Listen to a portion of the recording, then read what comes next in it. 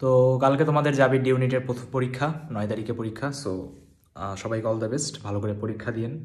যারা 10 তারিখে দেবেন তাদেরকে অল দ্য বেস্ট। তারপর তোমাদের 11 তারিখে হলো যাবে ইউনিটের পরীক্ষা, সরি তাই না, 9-10, হ্যাঁ 11 তারিখে যাবে ইউনিটের পরীক্ষা, আর 12 তারিখ যাবে ইউনিটের পরীক্ষা। তো সবাই ঠিকভাবে পরীক্ষা দিয়েন, হ্যাঁ নেগেটিভ মার্কিং করেন না, এক্সট্রা দেখাতে যায় না। মেডিকেলদের যারা চান্স পান তাদের সবারই স্বপ্ন থাকে যাবে ডিতে একটা সিট পাওয়া। তো তোমাদের জন্য আছে কেমিস্ট্রি শ্যুট করে দিছি, ফিজিক্স শ্যুট করা হয়েছে, ফিজিক্স কেমিস্ট্রি দুইটারই প্লে লিস্টের লিঙ্ক কমেন্টে দিয়ে দিব না।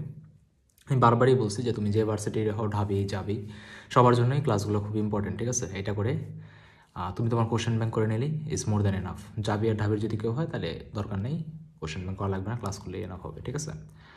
তো কালকে তোমরা, যেহেতু আমি এখন হলেই আছি, ক্যাম্পাসেই আছি, সো কালকে যদি আপনারা দেখা করতে চান, আমি কয়টার দিকে থাকবো? তোমাদের মনে হয় সেকেন্ড শিফটের পরীক্ষা 11টা 25-এ শেষ, তো আমি 11:30টার সময় থাকবো না। আর 11:30টায় কোথায় থাকবো ভাইয়া? 11:30টায় থাকবো হলো আমি ফিজিক্স ডিপার্টমেন্টের সামনে থাকবো না, ঠিক আছে? তো যারা দেখা করতে চান তারা তারা তখন দেখা করতে পারেন। আপনি অনেকেরই অনেক জায়গাতে পড়ছে সিট, তো কাউকে জিজ্ঞেস করলে হবে ফিজিক্স ডিপার্টমেন্ট কোথায়। আর আমাকে তো চিনোই, আমি ওইটার সামনে থাকবো না, তো এসে দেখা করেন, হ্যাঁ আপনাদের সাথে কথা হবে, কীরকম এক্সাম হয়েছে আপনাদের কাছ থেকে আমি জানবো। সো পরীক্ষার আগের রাতে একটু এক্সপেকটেশনে বেশি কাজ করে, যারা মেডিকেলে চান্স পায় তাদের তো আরও, হ্যাঁ দেখো আমি তোমাকে বলি যে ইংলিশে খুব ফেমাস একটা কোড আছে যে piece of paper can't decide your future. So একটা এক্সাম কখনো তোমার ফিউচারকে ডিসাইড করতে পারবে না, ডিসাইড করবে তোমার ডেডিকেশনটা কীরকম, তোমার লাইফের প্রতি অ্যাটিটিউডটা কীরকম। যদি কোনো কারণে চান্স না হয় তাহলে কি ভাই আমার জীবন এখানে থেমে থাকবে না? আমার জীবন এখানে থেমে থাকবে না। দেখো এক্সাম, অ্যাডমিশন টেস্ট, এটা তো তোমার লাইফের একটা চ্যাপ্টার, এটাই তোমার লাইফ না। তোমরা অনেক মাঝে মাঝে গুলাই ফেলো, ঠিক আছে? আমি জানি মিডল ক্লাস ফ্যামিলিতে এক্সাম দিয়ে ভালো একটা সিট পেয়ে, ঠিক আছে, এখান থেকে উঠে আসাই সবচেয়ে বড় টার্গেট হয়। হয়তো অনেকে সেকেন্ড টাইমার হওয়া, হয়তো অনেকে অনেক ভার্সিটিতে যাবা, যেটাই করো তুমি লাইফে সাকসেসফুল হওয়া যদি তোমার হার্ডওয়ার্ক করার মেন্টালিটি সবসময় থাকে, ঠিক আছে? তুমি যদি যে কাজটা করবা, তোমার যদি সেই কাজটা করতে ভালো লাগে, যেমন আমি পরপর 2 দিন, প্রথম দিন নিলাম 3.5 ঘন্টা, পরের দিন নিলাম 4.5 ঘন্টা, এক টানা কোনো ব্রেক ছাড়া। তোমাদের যেহেতু পরীক্ষা চলে আসছে তাই ভাবলাম কেমিস্ট্রিটা আগে দিয়ে দিই, কারণ ডিউনিটের ওরাও দেখবে। এখন কথা, ভাই আপনি এত কষ্ট কেন করতেছেন? অবশ্যই তোমাদের জন্য। ভাইয়া আপনি আপনার পার্সোনালি বলেন, আপনার কি ক্লাস নিতে ভালো লাগে? ইয়েস আমার ভালো লাগে। যদি আমার ভালোই না লাগতো আমি তো কখনো এত লম্বা সময় ধরে ক্লাস নিতে পারতাম না, ঠিক আছে?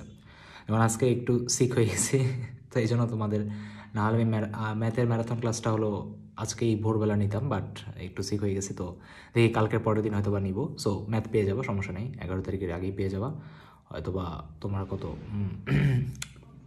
কালকে তো 9 তারিখ না, তো 10 তারিখের মধ্যে পেয়ে যাবো আর কি। 10 তারিখ দেখে তুমি 11-12 তারিখ আর কি পরীক্ষা দিতে যাও, ঠিক আছে? সো সব কথার একটা কথাই যে জীবনে কখনো হার্ডওয়ার্ক থামানো যাবে না, কথা বুঝতে পারছো? ধরো আমি যখন ঢাবিতে আমার সিরিয়াল পিছনে ছিল, তাও তো চান্স হয়ে গেছে, ঠিক আছে, পরীক্ষা খারাপ হয়েছিল, বাট আমার সবসময় একটা স্বপ্ন ছিল যে বুয়েটে পড়া। বুয়েটের জন্য হার্ড অ্যান্ড সোলভাবে ট্রাই করছি, বুয়েট সেকেন্ডকেও পড়াইলাম 2023 সালে। তো আমিও জীবনে ব্যর্থতা দেখছি, তাই না? যেমন আমার মেডিকেলে চান্স হয়নি, কিন্তু আমার মেডিকেলে চান্স না হওয়া নিয়ে আমার কোনো পার্সোনালি কোনো ইন্টারেস্ট নাই বলতে পারো, মানে ভালোবাসা কাজ করে না। কিন্তু বুয়েটেরটাতে পরীক্ষা না দেওয়াতে, ঠিক আছে, যখন দিতে পারিনি তখন খুব খারাপ লাগছিলো, ঠিক আছে? কিন্তু তখন ভাবছিলাম হয়তো বা জীবনে পিছিয়ে গেলাম বা এমন কিছু, কিন্তু না, আসলে জীবন পিছিয়ে যায় না। এই যে এখন এখন তোমরা আসো, কত পছন্দ করো, ভালোবাসা, রেসপেক্ট সবই এখন লাইফে, মানে কিছু না কিছু একটা আছে, ঠিক আছে, ফ্রম নাথিং টু সামথিং। তো ব্যাপারটা হলো ওইটাই যে তুমি যদি তোমার হার্ডওয়ার্ক কখনো না থামাও, তাহলে উপরে আল্লাহ আছে, সে তোমাকে দেখতেছে, তোমার জন্য কিছু না কিছু একটা ব্যবস্থা তোমাকে করে দিবে। আর তুমি যা চাও তোমাকে সে তার থেকে বেশিই দিবে, কিন্তু তোমার অনেস্ট অ্যাটেম্পটা, অনেস্ট অ্যাটিটিউডটা যাতে সবসময় থাকে। কখনো যদি তোমার সাথে কোনো একটা জিনিস খারাপ হয় বা হয় না, তাহলে সেইটা দেখে কখনো অন্যকে দোষারোপ করা, অন্যের উপরে ছেড়ে দেওয়া, এগুলো কখনো করবো না, ঠিক আছে? যদি কোনো সাকসেস হয় তাহলে এটা আল্লাহর নামে, যদি কোনো ব্যর্থতা বা ফেলিয়ার আসে তাহলে সেটা কি নিজের উপরে।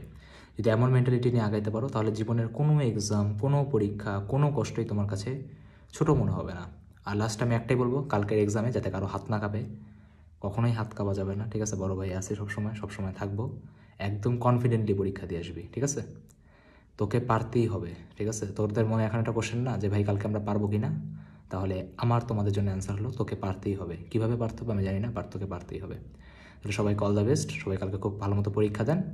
আর 11:30টার সময় সবাই পরীক্ষা দিয়ে, যাদের পরের শিফট, আগের শিফট, আমি ফিজিক্স ডিপার্টমেন্টের সামনে থাকবো না, আমার ডিপার্টমেন্টও ঘুরে দেখাবো না, তো সবাই কালকে 11:30টায় ফিজিক্স ডিপার্টমেন্টের সামনে দেখা হবে। টাটা।